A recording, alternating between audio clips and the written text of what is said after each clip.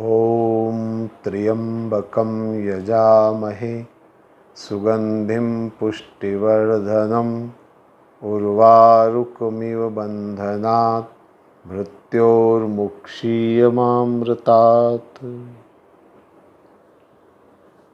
आइए शिव महापुराण की चर्चा प्रारंभ करें। इससे पूर्व सत्र में शिव महापुराण की पहली कथा में आपके सामने रख रहा था।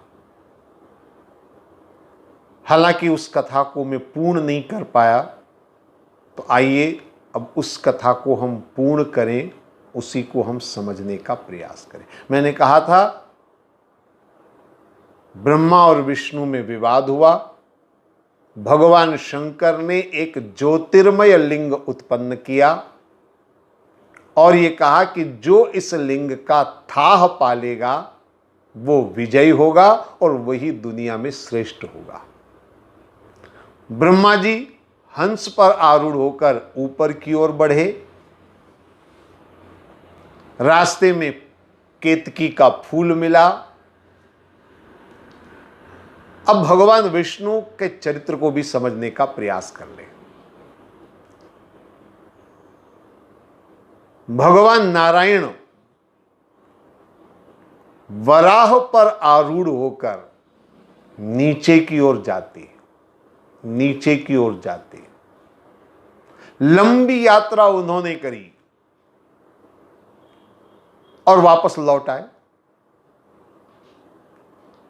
इधर ब्रह्मा जी भी आ गए फूल को साथ लेकर के। भगवान शंकर ने दोनों से पूछा, आपने थाह पा लिया? तो ब्रह्मा जी बोले, प्रभु मैंने थाह पा लिया।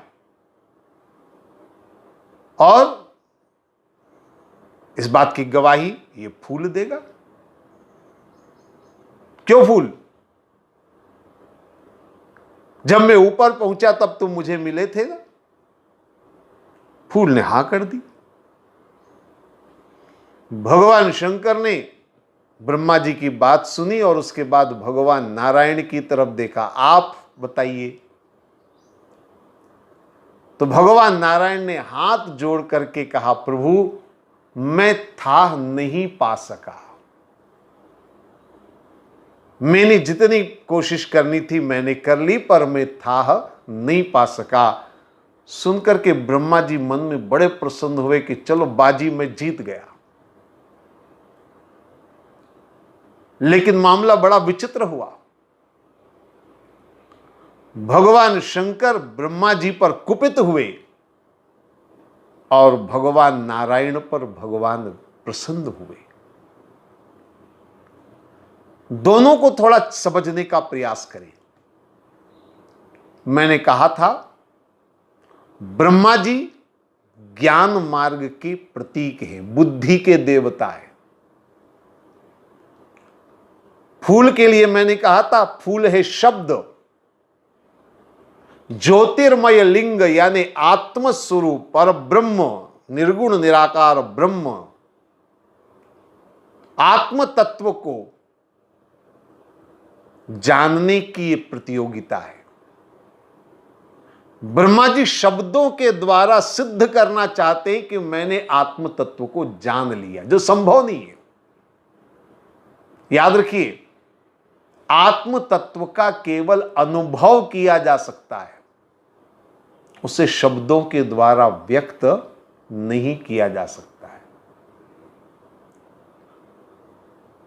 उसको केवल अनुभव किया जा सकता है, उसे किसी और तरीके से इंद्रिय से जाना नहीं जा सकता। मुझे एक घटना याद आती है, मैं सुनाया करता हूं। एक बहुत बड़े संत हमारे देश में हुए, शायद नाम आपने भी सुना होगा, स्वामी रामतीर्थ। बड़े महान संत हुए। उनके जीवन का यह संस्मरण है, उनके जीवन की यह घटना है। स्वामी रामतीर्थ का जन्म और उनका समग्र जीवन पंजाब और उत्तर भारत में व्यतीत हुआ। एक बार स्वामी रामतीर्थ घूमते घूमते जा रहे थे उत्तर भारत में, उत्तराखंड में। आपने नाम सुना होगा, टिहरी गढ़वाल एक बड़ा प्रसिद्ध स्थान, शहर है। वहां के जो महाराजा थे वो स्वामी रामतीर्थ के शिष्य थे। टिहरी नरेश को अचानक खबर लगी कि उनके गुरुदेव स्वामी रामतीर्थ इस दिशा में आ रहे हैं। तो टिहरी नरेश सारे कार्य छोड़ करके आगे बढ़ करके उनसे अनुरोध करते हैं कि आप पधारें मेरे यहां पर, कुछ समय विराजें और मुझे ज्ञान दें। स्वामी रामतीर्थ उनके निमंत्रण को स्वीकार करते हैं, टिहरी में जाते हैं, कुछ दिनों तक रहते हैं। प्रतिदिन ज्ञान की बातें होती हैं। एक दिन की बात है, स्वामी रामतीर्थ और टिहरी नरेश दोनों बैठे थे। दिव्य ज्ञान की बातें हो रही थी, परब्रह्म की बातें हो रही थी, आत्म तत्व की बातें हो रही थी, वेदांत की बातें हो रही थी। स्वामी रामतीर्थ अपने शिष्य टिहरी नरेश को अलग अलग ढंग से समझा रहे थे। तो टिहरी नरेश अचानक उनके मन में कुछ आया और मुस्कुरा करके उन्होंने अपने गुरु से हाथ जोड़कर कहा कि गुरुदेव, आप बहुत अच्छी बात बताते, बहुत अच्छे समझाते। ऐसा कोई समझाता नहीं है जैसा आप समझाते हैं। पर क्षमा करें, एक छोटी सी बात मेरे मन में है। तो स्वामी रामतीर्थ ने कहा, क्या है तुम्हारे मन में, बताओ। टिहरी नरेश ने कहा कि बातें तो बहुत अच्छी लगती है आपकी सुनने से, परमात्मा के बारे में, उस आत्म तत्व के बारे में आप बहुत अच्छा समझाते हैं, लेकिन मेरा ऐसा सोचना है कि देखूं न जब तक नैन से, मानू न केवल बेन से। यानी जिसकी आप बात कर रहे हैं उसको देखने से जाना जाता है, केवल आपकी बातें सुनने से नहीं जाना जा सकता है। तो एक बार देखना चाहता हूं। टिहरी नरेश का भाव बड़ा उत्तम था। स्वामी रामतीर्थ समझ गए, मन में मुस्कुराए, लेकिन फिर भी गुरु अपने शिष्य को जिस तरह समझाता है, उन्होंने समझाते हुए कहा कि देखो राजन, दुनिया में हर चीज आंख से देखी नहीं जा सकती। ये जरूरी नहीं कि आप आंख से जो देखें उसी को माने। बहुत सी चीजें आंख से नहीं दिखाई देती है तो भी हम उसको मानते। जैसे हवा है, हवा आंख से दिखाई दे रही है नहीं, पर हम उसको मानते। मान लीजिए फूल हम देखें, अब फूल आंख से दिखता तो है, फूल में खुशबू है, अब वो खुशबू आंख से दिखती नहीं, दिखती, पर खुशबू है, हम मानते। शहद है, शहद में मिठास है, क्या वो आंख से दिखती मिठास? शहद दिखेगा लेकिन मिठास नहीं दिखेगी। तो दुनिया में ऐसी बहुत सी चीजें हैं जिनको हम देख नहीं सकते लेकिन मानते हैं। तो परमात्मा, परब्रह्म देख नहीं पा रहे हैं तो क्या हुआ, मानना तो पड़ेगा। ऐसा समझाया रामतीर्थ ने अपने शिष्य को। लेकिन टिहरी नरेश भी कोई साधारण व्यक्ति नहीं थे, बड़े ज्ञानी थे, बड़े विद्वान थे। अपने गुरु की बात सुनने के बाद हाथ जोड़ करके बोले, गुरुदेव आपकी बात बिल्कुल मैं मानता हूं, बहुत सी चीजें आंख से नहीं दिखती पर उसको हम मानते हैं, आपने बिल्कुल ठीक कहा। लेकिन गुरुदेव, शहद में मिठास आंख से दिखती नहीं है लेकिन होती है, आपने कहा बिल्कुल ठीक है, लेकिन उस मिठास को जिह्वा से चखा तो जा सकता है ना। आपने कहा फूल में सुगंध होती है, बिल्कुल ठीक कहा, वो दिखती भी नहीं है, बिल्कुल ठीक कहा, लेकिन उसको नाक से सूंघा तो जा सकता है। हवा है पर दिखती नहीं है, बिल्कुल ठीक कहा, लेकिन उसका स्पर्श होता है, अनुभव होता है। तो एक काम करिए गुरुदेव, परमात्मा को नहीं देख पाए तो कोई बात नहीं, लेकिन उसे चखा दो, सूंघा दो या छू करके बता दो, ऐसे हमको बता दीजिए कम से कम। जैसे मिठास को चखा जा सकता है, जैसे सुगंध को सूंघा जा सकता है, ऐसे ही परब्रह्म को हमारे को अनुभव करा दीजिए। टिहरी नरेश का तर्क सुनकर के स्वामी रामतीर्थ भी 2 मिनट के लिए घबरा गए।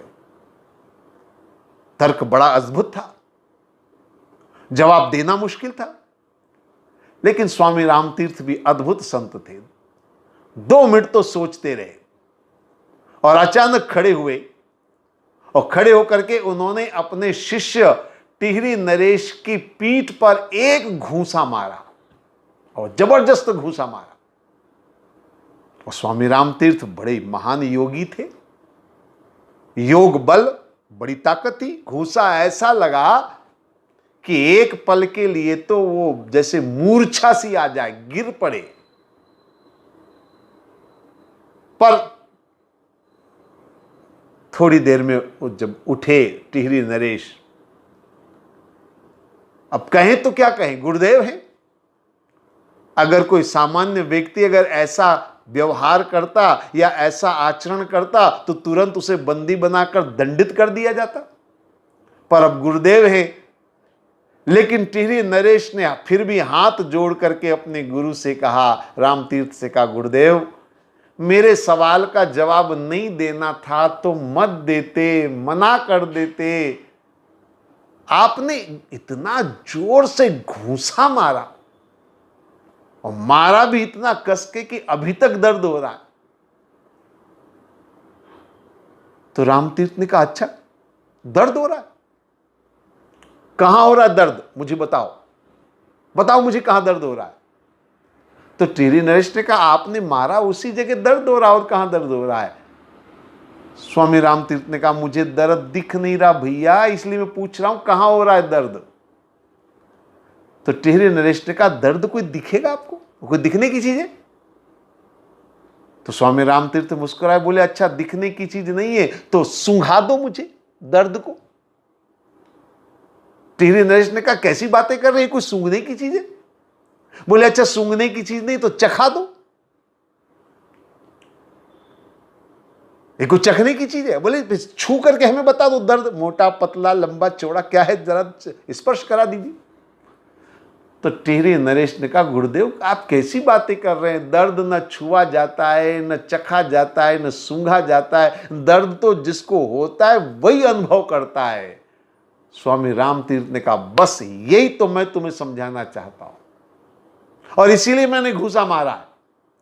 जिस तरह दर्द केवल अनुभव किया जाता है, उसको छुआ नहीं जाता, चखा नहीं जाता, सूंघा नहीं जाता, इसी तरह से परब्रह्म का केवल अनुभव होता है, उसको किसी तरह से जाना नहीं जाता। इंद्रिय जनित नहीं है जिसको आप जान सके, परब्रह्म का केवल अनुभव होता है। ब्रह्मा जी ने शब्द से उस परब्रह्म का थाह पाने का प्रयास किया, गलती कर दी ब्रह्मा जी ने। मैंने कहा भी था, ब्रह्मा जी बुद्धि के देवता, जहां बुद्धि होती है, ज्ञान होता है, वह अहंकार होता है। अब देखिए दोनों के अंदर अंतर, जल्दी बात समझ जाएंगे। ब्रह्मा जी हंस पर आरूढ़ होकर के ऊपर गए, भगवान विष्णु किस पर आरूढ़ हुए? भगवान विष्णु वारह पर। वारह का मतलब समझ लेना आप, सीधे भाषा में कहे तो सुअर। हंस जिसको श्रेष्ठतम प्राणी माना जाता है, पक्षी माना जाता है। सुअर जिसको निकृष्ट से निकृष्ट प्राणी माना जाता है। ब्रह्मा जी हंस पर आरूढ़ होकर गए, यानी अपनी श्रेष्ठता दिखाने के लिए श्रेष्ठता का प्रदर्शन कर रहे हैं। भगवान विष्णु ने श्रेष्ठता का प्रदर्शन नहीं किया और लौट करके उन्होंने स्पष्ट कह दिया, मैं था नहीं पा सका। अपनी कमजोरी को, अपने अवगुण को, अपने दोष को छुपा नहीं रहे। ब्रह्मा जी छुपा रहे हैं, पार नहीं पा सके, था नहीं पा सके, उसको छुपा रहे हैं। भगवान नारायण छुपाते नहीं बल्कि सब कुछ बता देते हैं। एक सच्चे भक्त की यही पहचान है, वो अपने अवगुण अपने प्रभु के सामने छुपाता नहीं बल्कि सब कुछ खोल करके रख देता है। रामचरितमानस में एक छोटा सा पात्र और छोटा सा प्रसंग है विभीषण जी का, आपने सुना होगा। विभीषण जी भगवान राम की शरण में गए, रावण ने लात मारी और विभीषण जी भगवान राम की शरण में आए। जब विभीषण जी भगवान राम की शरण में आए तो विभीषण जी ने अपना परिचय दिया। और परिचय क्या दिया, जरा ध्यान से सुनिए। वो कहते, नाथ दशानन कर में भ्राता, निश्चर वंश जन्म सुर त्राता। कमाल का परिचय दिया उन्होंने। जबकि विभीषण जी जानते हैं कि राम और रावण में द्वंद्व है, युद्ध होने वाला है। रावण ने सीता का हरण किया है, जो भगवान राम जानते हैं, शत्रुता है रावण से। फिर भी उन्होंने अपने परिचय देते समय रावण का स्मरण किया। चाहते तो रावण का नाम छुपा करके कह सकते थे, मैं पुलस्त ऋषि के कुल में पैदा हुआ, मैं विशर्वा का पुत्र हूं।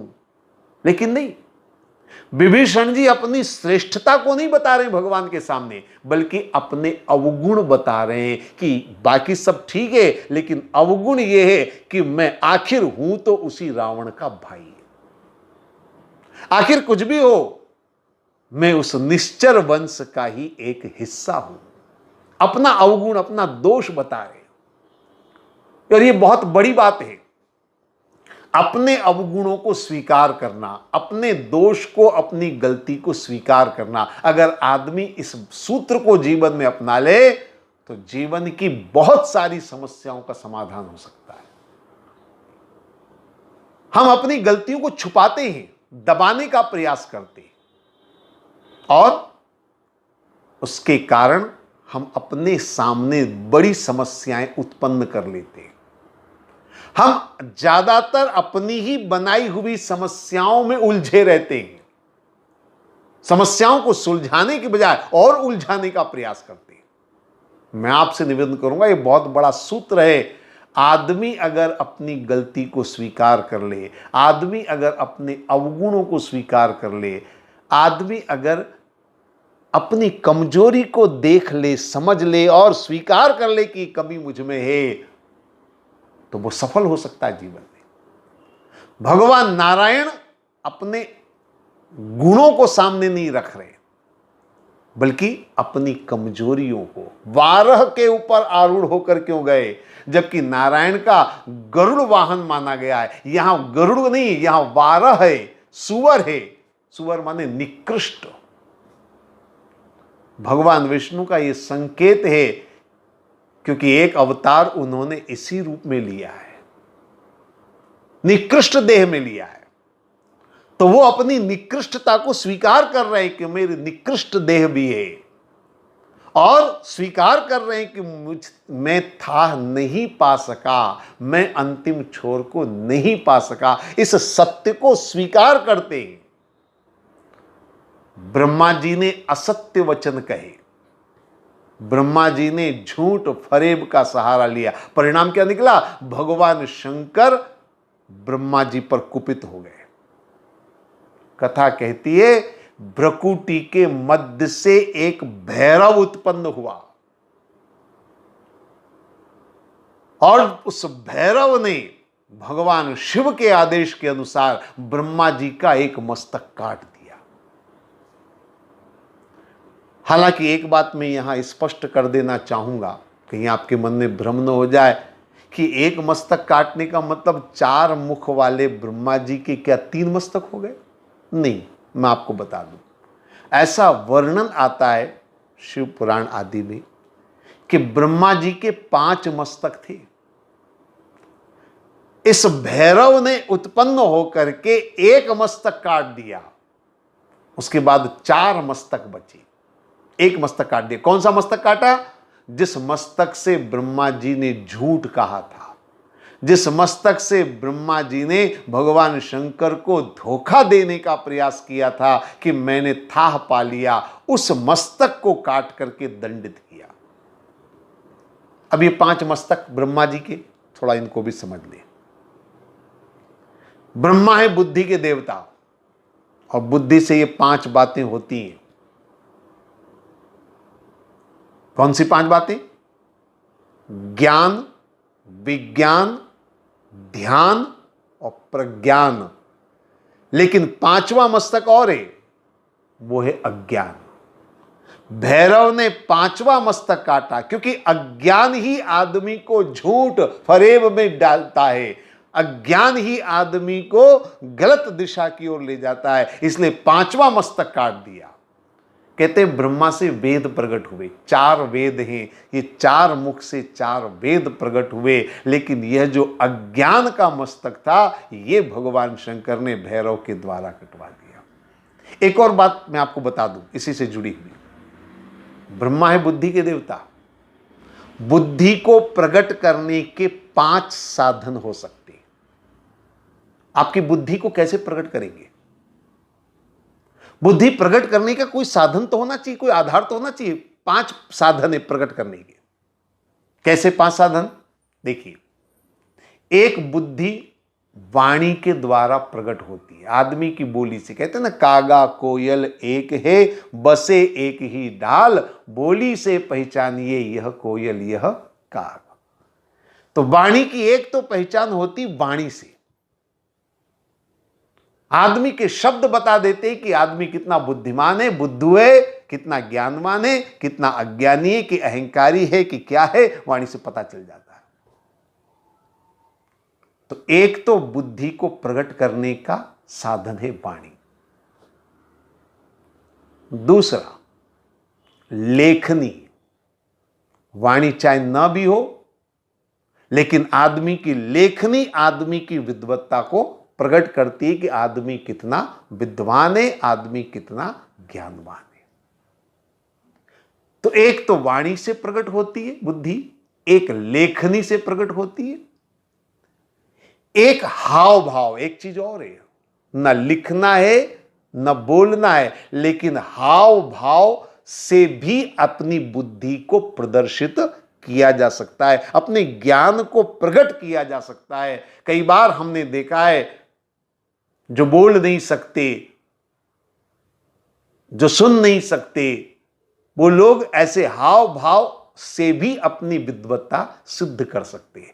तो एक तो वाणी के द्वारा, एक लेखनी के द्वारा, एक हाव भाव भंगिमा के द्वारा, और एक चौथी चीज और है, वो है आचरण के द्वारा। न बोलने की जरूरत है, न लिखने की जरूरत है, न कोई हाव भाव। आपका कर्म बता देगा, आपका आचरण बता देगा कि आप में कितनी विद्वत्ता भरी हुई है, आप कितने ज्ञानी हैं, कितने अज्ञानी हैं, आपका आचरण बता देता है। ये 4 मस्तक ठीक है ब्रह्मा जी के, लेकिन 5वां एक गलत है, जिसको काटना पड़ेगा। और 5वां बुद्धि को प्रकट करने का एक साधन और है। मैंने कहा, एक वाणी के द्वारा, दूसरा आचरण के द्वारा, तीसरा भाव भंगिमा के द्वारा, और चौथा जो मैंने कहा था आचरण के द्वारा। लेकिन 5वां एक और, वो है दुराचरण। दुराचरण, आदमी के गलत कार्य भी उसकी बुद्धि और ना बुद्धि को बताते हैं, उसकी दुर्बुद्धि को बताते हैं आज दुराचरण के द्वारा। तो ये दुराचरण का मस्तक काटा है। झूठ बोलना, फरेब करना, किसी को धोखा देना, ये दुराचरण नहीं तो और क्या है। और ब्रह्मा जी ने वही किया, इस दुराचरण को काट करके भगवान शंकर ने ये सिद्ध किया है कि अच्छे आचरण से, अच्छे कर्म से, अच्छी वाणी से, अच्छी लेखनी से, अच्छी भाव भंगिमा से आपकी बुद्धि होनी चाहिए, तभी बुद्धि की सार्थकता है। और ब्रह्मा ने यह सब किस लिए किया? अपनी श्रेष्ठता को सिद्ध करने के लिए। तो ब्रह्मा जी ने अपनी श्रेष्ठता सिद्ध करने का प्रयास किया, अपने अहंकार को पुष्ट करने के लिए किया।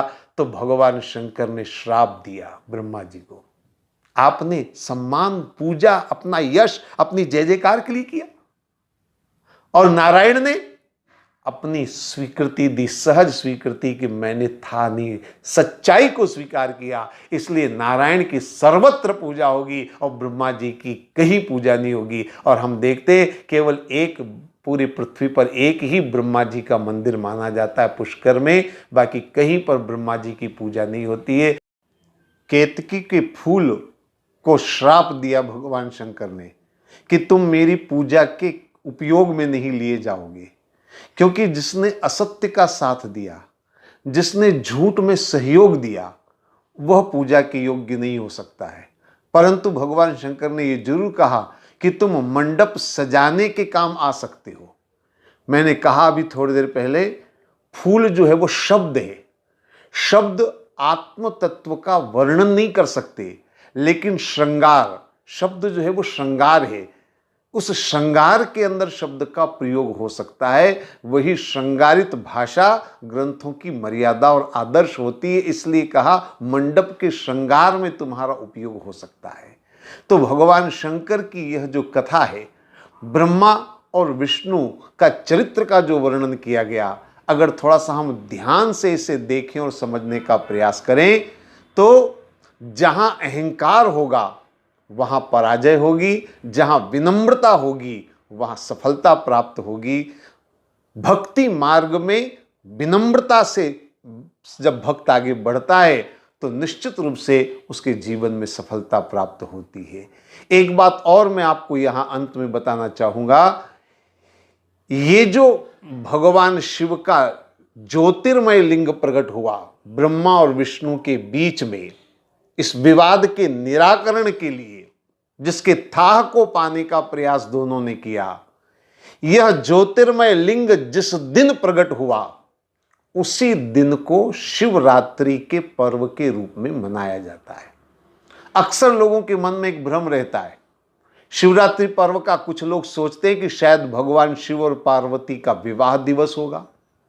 भगवान शंकर के तो एक नहीं दो विवाह हुए, तो कौन से विवाह का दिवस है।